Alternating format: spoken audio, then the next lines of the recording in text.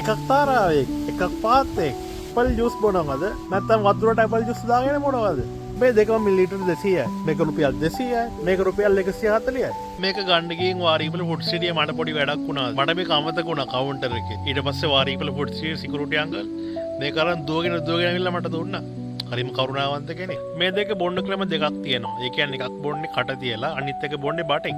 එතකොට ටේස්ට් එක පොඩ්ඩක් වෙනස් වෙනවා. ඉතින් ඒ නිසා මට මේක කරන්න වෙන්නේ පොඩ්ඩක් කටට අරගෙන ටික වෙලාවක් තියාගෙන ඉඳලා බීලා බලන්න.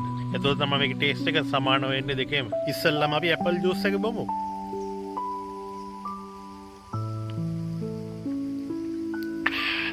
ඉතින් ගතිය අඩුයි. පොඩි කහන ගතියක් දැනෙනවා. ඒක හොඳයි. හරිම රිෆ්‍රෙෂින්. නියමයි. ඊළඟට පාත්තය. කිස්කම් වැනි මාත් එක තරහව ඉදන්නේ පාත්තය කිව්වේ කියලා. තරහට නෙවෙයි යන්නේ කිව්වේ. වැඩි ගණන් ගන්න එපා මං කියන කතා. අපි බොමු මේක.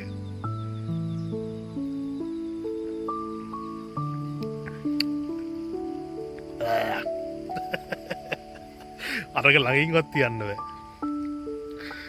මේක නම් වැඩක් නැහැ. අපරාධේ. සල්ලි ටිකක් අපරාධේ. මට තව රුපියල් 60ක් දාලා අරව දෙකක් ගන්න තිබ්බා.